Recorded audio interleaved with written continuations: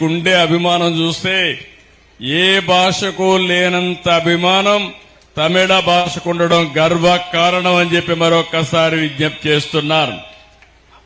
అందుకని నరేంద్ర మోడీ గారు కూడా చాలా స్పష్టంగా చెప్పారు, మాతృభాష తల్లి భాష ఏ భాష అయితే ఆ భాషలోనే పిల్లల్ని చదివిస్తే విద్య బాగా అబ్బుతుందని చెప్పిన వ్యక్తి నరేంద్ర మోడీ గారని చెప్పి కూడా మరొకసారి విజ్ఞప్తి చేస్తున్నారు. బ్రిటిష్ పాలనలోనే తమిళనాడుకు ఒక ప్రత్యేకత ఉంది. మెడ్రాస్ ప్రెసిడెన్సీ దక్షిణ భారతదేశంలో ఉండే అన్ని రాష్ట్రాలు చెన్నైకే రావాలి. ఈరోజు చెన్నై, ఆ రోజు మెడ్రాస్. నేను కూడా అక్కడికే వచ్చేవాడిని. మీ అందరి ప్రియతమ నాయకుడు ఎన్టీ రామారావు గారు చెన్నైలోనే ఉండి ఒక మహానాయకుడిగా ఎదిగాడు.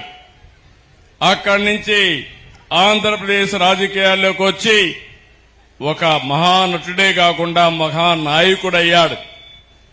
ఆయన ఒకటే ఆలోచించారు, నేను చెన్నైలో ఉన్నాను, ఇన్ని సంవత్సరాలున్నాను, అక్కడ నీళ్లు లేవు, అలాంటి చెన్నై నగరానికి నీళ్లు ఇవ్వాలని ఆలోచించిన వ్యక్తి నందమూరి తారక రామారావు గారైతే దానికి సహకరించిన వ్యక్తి ఆనాటి ఎంజీఆర్ అని చెప్పి కూడా నేను మీకు తెలియజేస్తున్నా. ఇద్దరు కలిసి ఆ రోజు మీరు చూస్తే చెన్నైకి తెలుగు గంగ ద్వారా నీళ్లు తీసుకొచ్చారు. ఇంకో పక్క తమిళ ప్రజలంటే క్రమశిక్షణ, పట్టుదల, కష్టపడే మనస్తత్వం, తెలివితేటలు, ఇదే తమిళ సోదరుల యొక్క సక్సెస్ సీక్రెట్. ఏ రంగం చూసినా, ఏ దేశంలో చూసినా ఒకప్పుడు తమిళులే ఉండేవాళ్లు. ఆ రోజు దక్షిణ భారతదేశంలో ఉండే ద్రవిడులంటే గౌరవం ఉండేదని చెప్పి కూడా నేను మీకు తెలియజేస్తున్నా. ఎన్నో పరిశ్రమలకు నాంది. ఇక్కడే మంత్రిగా పనిచేశాడు నాగేంద్ర గారు, జయలలిత గారి కేబినెట్ లో అనేక పరిశ్రమలు తీసుకొచ్చాడు. నేను అదే గుర్తు చేశాను. ఫాక్స్కాన్ గాని అనేక పరిశ్రమలు తీసుకొచ్చి తమిళనాడులో ఉద్యోగాలు కల్పించిన వ్యక్తి మీ అభ్యర్థి నాగేంద్ర గారని చెప్పి నేను మీకు తెలియజేస్తున్నా. ఇదే కాదు, ఒక నాగరికత, ప్రాచీన నాగరికత, ఎన్నో దాడులు జరిగాయి, తిప్పికొట్టారు, తట్టుకున్నారు. అంతేకాకుండా ఎంతో మంది పుణ్య పురుషులు జన్మించిన గడ్డ, పుణ్య భూమి ఈ తమిళనాడు అని చెప్పి కూడా నేను మీకు తెలియజేస్తున్నా. కన్నగి, తిరువళ్ళూర్, తిరువళ్ళవార్, కంబన్, సుబ్రహ్మణ్య భారతి, సివి రామన్, సర్వేపల్లి రాధాకృష్ణన్, శ్రీనివాస రామానుజన్, అబ్దుల్ కలాం కూడా ఈ రాష్ట్రం నుంచే వచ్చాడు. స్వామినాథన్ అగ్రికల్చర్ రెవల్యూషన్ తీసుకొచ్చాడు. ఈ కాన్స్టిట్యున్సీ నుంచి కామరాజన్ నాడర్ కూడా ఇక్కడి నుంచే వచ్చి దేశ రాజకీయాల్లో చక్రం తిప్పాడు. అవునా కాదా మీరు ఒక్కసారి గుర్తుపెట్టుకోవాలి. అంతేకాదు, కట్టబొమ్మ వీర పాండ్యన్ కూడా ఇక్కడ వచ్చి బ్రిటిష్ వాళ్ళ పీరియడ్ లో నువ్వెవడరా రావడానికి, నువ్వెవడరా ట్యాక్స్ అడగడానికి అని చెప్పి తిరుగుబాటు చేసిన స్వాతంత్ర పోరాట యోధుడు వీర పాండ్యన్. మన నాయకుడు ఎన్టీ రామారావు గారు ఒక సినిమా తీస్తే అందులో ఆయన క్యారెక్టర్ ను కూడా తీసుకునే పరిస్థితికి వచ్చారు. ఇంకో పక్క ఎన్నో ప్రాచీన ఆలయాలు, సాంస్కృతిక ప్రదేశాలు, మంచి టూరిజం సెంటర్స్ కూడా ఉన్నాయి. తంజావూర్, తిరుచిరాపల్లి, చిదంబరం, మదురై, కంచి, రామేశ్వరం, ఇంకో పక్క తిరువన్నామలై, ఇలాంటి పవిత్రమైన పుణ్యక్షేత్రాలున్నాయి. అరుణాచల శివుణ్ణి చూసేదానికి తిరువన్నామలకి తెలుగు వాళ్ళందరూ వస్తే పెరుమాళ్ళని చూడడానికి మీరందరూ తిరుపతికి వస్తున్నారు. అది మన ప్రత్యేకత అని చెప్పి కూడా నేను మీకు తెలియజేస్తున్నా. నేను ముందే చెప్పాను, మనందరం ఒకటే. తమిళ్, తెలుగు, కన్నడ, మలయాళ ఈ భాషలు మాట్లాడతాం గాని మన ఆరిజిన్ మాత్రం ద్రవిడ ఆరిజినే. ఈ విషయం మనం గుర్తుపెట్టుకోవాలి. మనమందరం కూడా అన్నదమ్ములమే. అందుకే తెలుగు గాని తమిళియన్స్ గాని నీరు పాలు మారి కలిసిపోతాం. ఒకరికొకరు సహకరించుకుంటాం. కొన్ని లక్షల కుటుంబాలు తమిళనాడులో ఈ రాష్ట్ర అభివృద్ధి కోసం తెలుగు వాళ్ళు కూడా కష్టపడుతున్నారంటే ఇది ఒక చరిత్ర అని చెప్పి కూడా నేను మీకు తెలియజేస్తున్నా. ఇంకో పక్క మీరు ఒక విషయం గుర్తుపెట్టుకో. నాకు కూడా పక్కనే చిత్తూరు, తిరుపతి ఈ రెండు ప్రాంతాల్లో తమిళ మాట్లాడే వాళ్ళు ఎక్కువగా ఉంటారు. నేను కూడా కుప్పం నా నియోజకవర్గంలో ఒక పక్క కృష్ణగిరి పక్కనే ఉంటుంది. తెలుగు మాట్లాడేవాళ్ళు, తమిళ మాట్లాడేవాళ్ళు ఎక్కువగా ఉంటారు. అలాంటి సంబంధాలుండే ప్రజానీకం అని చెప్పి కూడా నేను మీకు తెలియజేస్తున్నా. నేను ఒకటే ఆలోచిస్తున్నాను. ఈ రోజు మీరందరూ ఒకటే గుర్తుపెట్టుకోవాలి. మీకు ఒక సంస్కృతి ఉంది, మీకు ఒక సాంప్రదాయాలున్నాయి, నిత్య చైతన్యం ఉంది. మీకు మీరే సాటి. ఆ రోజు కాంగ్రెస్ విర్రవీగితే 1967లో దాని మెడలు వంచి ఓడించిన ఘనత తమిళనాడులో ఉండే మీకే దక్కిందని మరొకసారి విజ్ఞప్తి చేస్తున్నాను. అప్పుడు కాంగ్రెస్ కు వ్యతిరేకంగా పుట్టిన డిఎంకే పార్టీ ఈరోజు కాంగ్రెస్ తోనే జట్టుగట్టే పరిస్థితి వచ్చింది. నేను ఒకటే మిమ్మల్ని అడిగేది, ఈ రాష్ట్ర ప్రయోజనాలు కావాలన్నా లేకపోతే రాజకీయ ప్రయోజనాల కోసం పనిచేసే వ్యక్తులు కావాలన్నా మీరు ఆలోచించాల్సిన అవసరం ఉంది. జయలలితతో నాకు దగ్గర సంబంధాలుండేటివి. నేను అప్పుడు ముఖ్యమంత్రిగా ఉండేవాణ్ణి. ఆవిడ అభివృద్ధి ఏ విధంగా చేయాలనో మేము చర్చించుకునేవాళ్ళం. ఒక టీము కూడా ఆంధ్రప్రదేశ్ పంపించి హైదరాబాద్ ని ఏ విధంగా పరిశుభ్రంగా పెట్టామో ఆవిడ స్టడీ చేసేది. ఇప్పుడు చెన్నై నగరం, మదురై నగరం ఏ విధంగా ఉంది తమ్ముళ్ళు, బాగున్నాయా అని అడుగుతున్నా. హైదరాబాద్ గాని బెంగళూరు గాని దూసుకుపోతా ఉంటే చెన్నై మాత్రం ఏమైంది, నత్త నడకన నడిసే పరిస్థితి వస్తా ఉంది. ఇన్ఫర్మేషన్ టెక్నాలజీలో గాని ఇన్ఫ్రాస్ట్రక్చర్ లో గాని మనం ముందుకు పోయే పరిస్థితికి వచ్చాం. అందుకే నిన్న మొన్న ఒక విషయం చెప్తే చాలా బాధపడుతున్నా. ఇక్కడ మా ఆడబిడ్డలున్నారు. ఇప్పటికే స్థానిక సంస్థల్లో మీకు రిజర్వేషన్లు ఉన్నాయి. నరేంద్ర మోడీ గారు ఒకటి ఆలోచించారు.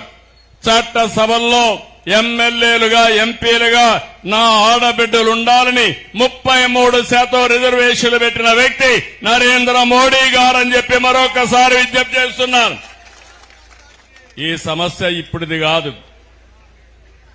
1996లో నేను ఆ రోజు యునైటెడ్ ఫ్రంట్ కన్వీనర్ గా ఉంటే దేవే గౌడ గారు బిల్లు పెట్టించాం. ఆ రోజు కాంగ్రెస్ పార్టీ అపోజ్ చేశారు. వాజ్పేయి గారు వచ్చిన తర్వాత 3 సార్లు బిల్లు పెట్టాం. కాంగ్రెస్ పార్టీ సహకరించలేదు. ఆ తర్వాత 2009లో యూపీఏ కాంగ్రెస్ పార్టీ ఒక బిల్లు తీసుకొస్తే దానికి పూర్తిగా మద్దతు ఇచ్చిన పార్టీ భారతీయ జనతా పార్టీ. ఆ రోజు లోక్సభలో పాస్ చేయలేదు. 2023లో నరేంద్ర మోడీ గారు ఆలోచించారు. నా ఆడబిడ్డలకు రిజర్వేషన్లు ఇవ్వాలని అందరినీ మెప్పించి యునానిమస్ గా బిల్లు పాస్ చేయించారు. అయితే జరిగింది మీరు ఒక్కసారి ఆలోచిస్తే, ఆ రోజు అనుకున్నది మళ్లీ జనాభా ప్రకారం సెన్సస్ తీయాలి. ఆ సెన్సస్ అయిన తర్వాత రిజర్వేషన్లు పెట్టాలనుకున్నారు. కాదు, 2029కే రిజర్వేషన్లు పెట్టాలని ఆలోచించి మళ్లా బిల్లు ప్రవేశపెడితే ఇక్కడ నుండే డిఎంకే కాంగ్రెస్ పార్టీ ఆడబిడ్డలకు ద్రోహం చేసి బిల్లుగా పాస్ కాకుండా అడ్డుపడ్డారని చెప్పి కూడా నేను మీకు తెలియజేస్తున్నా. నేను ఈ తమిళనాడులో రేపు ఎలక్షన్లు ఉన్నాయి. మీరు ఆలోచించండి. 2001లోనే వాజ్పేయి గారు ఆలోచించి డీలిమిటేషన్ లో 1971 జనాభా తీసుకుని దక్షిణ భారతదేశానికి నష్టం కాకుండా పెట్టారు. 2026కి అయిపోతుంది. దాన్ని దృష్టిలో పెట్టుకుని ప్రధానమంత్రి డీలిమిటేషన్ ని మళ్లీ ఆడబిడ్డలకు రిజర్వేషన్లు పెట్టారు. ఈరోజు ఆ బిల్లులు రెండో ఓడించారు. దక్షిణ భారతదేశానికి నష్టం లేదు. ఈరోజు తమిళనాడులో 39 సీట్లున్నాయి, 20 సీట్లు పెరుగుతాయి. ఆంధ్రప్రదేశ్ లో 25 ఉన్నాయి, ఇంకొక 13 పెరుగుతాయి. యూపీలో 80 ఉన్నాయి, ఇంకొక 40 పెరుగుతాయి. ఆ జిల్లాలో ఉండే ఆ రాష్ట్రంలో ఉండే సీట్లు బట్టి 50% సీట్లు పెంచి అందులో 33% ఆడబిడ్డలకు రిజర్వేషన్లు చేశారు. ఇది తప్ప అని నేను అడుగుతున్నా. ప్రతి ఆడబిడ్డ ఆలోచించాలి. మీకు శక్తి లేదా అని అడుగుతున్నాను. మీకు అధికారం ఇవ్వడం ఈ డీఎంకేకి ఇష్టం లేదు, కాంగ్రెస్ కి ఇష్టం లేదు. మీకు అధికారం ఇవ్వబోయేది, ఇచ్చేది భవిష్యత్తులో ఎన్డీఏ నుంచి మరొక్కసారి మీ అందరికీ విజ్ఞప్తి చేస్తున్నా. ఇప్పుడు మాట్లాడుతున్నారు చట్టంలో పెట్టలేదని. అమిత్ షా గారు చెప్పారు, నేను 1 అవర్ టైం ఇవ్వండి, చట్టంలో పెడతాను, పెట్టి తీసుకొస్తా, అప్పుడే పాస్ చేయమంటే దానికి అడ్డుపడిన వ్యక్తులు ఈ గవర్నమెంట్, ఈ యొక్క కాంగ్రెస్, మన డీఎంకే పార్టీ అని చెప్పి కూడా నేను మీకు తెలియజేస్తున్నా. ఈ రోజు నేను అడుగుతున్నాను, నిన్న మొన్న డీఎంకే అధినేత చెప్తున్నాడు తమిళనాడు ఢిల్లీని ఓడించిందని. కాదు, మీరు చేసిన పనికి దక్షిణ భారతదేశం రాబోయే రోజుల్లో సంక్షోభంలో పడింది. మీ వల్ల నష్టపోయింది మా ఆడబిడ్డలే నష్టపోయారు. మీరు ఓడించింది, మీరు ద్రోహం చేసింది మా ఆడబిడ్డలకి ద్రోహం చేసి తప్ప, మహిళలకే తప్ప ఇంకోటి కాదని చెప్పి కూడా నేను మీకు తెలియజేస్తున్నా. తమిళనాడుకి ఒకటే అడుగుతున్నా, పూర్వ వైభవం కావాలన్నా లేదా అని మిమ్మల్ని అడుగుతున్నా. మీకు ఉద్యోగాలు కావాలన్నా లేదా అని అడుగుతున్నా. మళ్లీ మీకు ఉద్యోగాలు రావాలంటే డబల్ ఇంజన్ సర్కార్ రావాలి. కేంద్రంలో రాష్ట్రంలో ఎన్డీఏ గవర్నమెంట్ రావాలి. ఆంధ్రప్రదేశ్ ఉంది, 1924లో విధ్వంసం జరిగింది. మేము ఆలోచించాం. పవన్ కళ్యాణ్ గారు జనసేన, నేను బీజేపీ కలిసి పొత్తు పెట్టుకున్నాం. 94 సీట్లు గెలిపించారు, అందరినీ గెలిపించారు. 21 నెలల్లో అభివృద్ధి పరిగెత్తే పరిస్థితి వచ్చింది. దేశంలో వచ్చిన పెట్టుబడులన్నీ ఆంధ్రప్రదేశ్ కే 25.3% వచ్చాయంటే అది ఈరోజు జరిగిన అభివృద్ధి. ఇంకో పక్క నేను ఒకటే అడుగుతున్నాను, 5 ఏళ్లు ఈ యొక్క గ్రామంలో, మీ ఊర్లో ఏమన్నా మార్పు వచ్చిందా?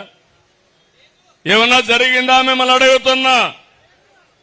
ఇంకో పక్క ఏమాత్రం అభివృద్ధి జరగకుండా అవినీతి, శాంతి భద్రతల సమస్య, డ్రగ్స్ విపరీతంగా పెరిగిపోవడం, మహిళలపైన దాడులు జరగడం, హింస పెరగడం, 59% హింస పెరిగింది, దాడులు పెరిగాయి. ఎస్సీల పైన 30%, 39% పెరిగాయి. కస్టోడియల్ డెత్స్ అయితే 32% పెరిగాయి. కల్తీ మద్యం 22 మంది చనిపోయారు. 68 మంది 2024లో చనిపోయే పరిస్థితికి వచ్చారు. హిందూ మతాన్ని ఎగతాళి చేస్తున్నారు. ఇది మన యొక్క ధర్మం, భారతదేశం యొక్క గొప్ప వార సంపద. మీకు ఇష్టం లేకపోతే మీకు నచ్చిన మతాన్ని మీరు ప్రాక్టీస్ చేసుకోవచ్చు, కానీ ఎగతాళి చేయడం ఇది ధర్మం అని మిమ్మల్ని అందరిని అడుగుతున్నా, మిమ్మల్ని ఆలోచించమని మిమ్మల్ని కోరుతున్నా. అందుకని ప్రజల మధ్య విద్వేషాలు సృష్టించాలని ఆలోచిస్తున్నారు. అందుకే నేను మిమ్మల్ని అందరినీ కోరుతున్నాను, ఈరోజు மக்களின் குரல் கேட்காத அட்டி வேண்டுமா? பழைய அரசியல் போதும், புதிய தமிழ்களம் வேண்டும். திராவிட மாடல் போதும், என்டிஏ டெவலப்மெண்ட் மாடல் வேண்டும்.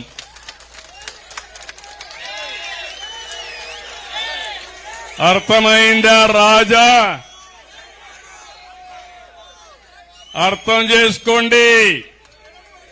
డెవలప్మెంట్ చేసే శక్తి నరేంద్ర మోడీ గారికే ఉంది.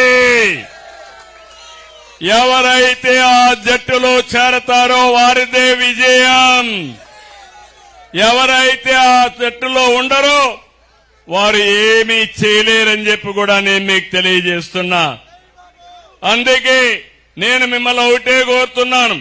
ఈ రోజు మీరందరూ కూడా గుర్తుపెట్టుకోవాల్సింది, మళ్లీ మీకు ఉద్యోగాలు రావాలన్నా, అభివృద్ధి జరగాలన్నా, మీ పిల్లల భవిష్యత్తు బాగుండాలన్నా ఇటు బీజేపీ అటు ఏడీఎంకే ఎడపాడు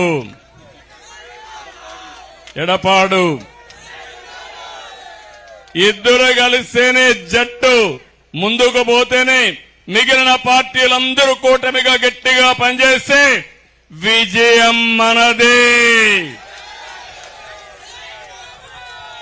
సిద్ధమా తమ్ముళ్ళు? నేను అడుగుతున్నా. అవినీతి పోవాలా లేదా అని మిమ్మల్ని అడుగుతున్నా. అందుకని నేను ఒకటే చెప్తున్నాను, വാർത്തയിൽ മുട്ടും താൻ വളർച്ചി സേവതെല്ലാം ഉലൽ ఉలల్. ఇంకా కొన్ని రోజులైతే నాకు వస్తుంది బాగా. తమిళ్ కూడా బ్రహ్మాండంగా మాట్లాడతా, నేర్చుకుంటా. కాబట్టి ఇది మీరు గుర్తుపెట్టుకోవాలి, మళ్ళా మీకు గుర్తుండాలి. వార్తయిల్ మట్టం దాన్ వలర్చి సేవదెల్లాం ఊలక్. సేవదల్ ఊలక్. సిద్ధమా మీరు? రాష్ట్ర అభివృద్ధి కోసం పనిచేయండి. అందుకే తమిళ్ తాయ్ వాల్గా, తెలుగు తల్లి జై, భారత్ మాతాకి. ఈ మూడు గుర్తుపెట్టుకోవాలి. దేశంలో మనం అందరం భాగస్వాములం. తమిళనాడు, ఆంధ్రప్రదేశ్, కర్ణాటక, తెలంగాణ, కేరళ అందరం కూడా భారత మాతాలో భాగం తప్ప సెపరేట్ కాదు. ఈ విషయం గుర్తుపెట్టుకోవాలి. మన భాషలు వేరు, మన నాగరికత వేరు, మన సాంప్రదాయాలు వేరు. కడాన మనందరం భారతీయులమే. ఒకే జాతి, ఒకే దేశం, అదే భారతదేశం. ఆ భారతదేశంలో మనందరం పౌరులం. అదే మారిగా ఒక తండ్రికి ఎంతమంది పిల్లలుంటే అంతమంది పిల్లలను సమానంగా చూసుకుంటారు. అన్ని రాష్ట్రాల ప్రజల్ని సమానంగా చూసుకుంటూ ముందుకు నడిపిస్తున్నారు. పిల్లలు ఏ విధంగా అయితే ముందుకు పోతారో మీరు కూడా గుర్తుపెట్టుకోవాల్సింది, మనం పోటీ పడాలి. అన్నదమ్ములు పోటీ పడతాం, దాయాదులు పోటీ పడతాం, గ్రామాలు పోటీ పడతాం, రాష్ట్రాలు పోటీ పడాలి. అభివృద్ధి జరగాలి. అవసరమైతే సహకరించుకుని ముందుకు పోవాలి తప్ప విద్వేషాలు రెచ్చగొట్టి రాజకీయ లబ్ధి పొందాలనుకోవడం మాత్రం మంచిది కాదని చెప్పి నేను మీకు తెలియజేస్తూ అందరికీ నమస్కారాలు. జై హింద్.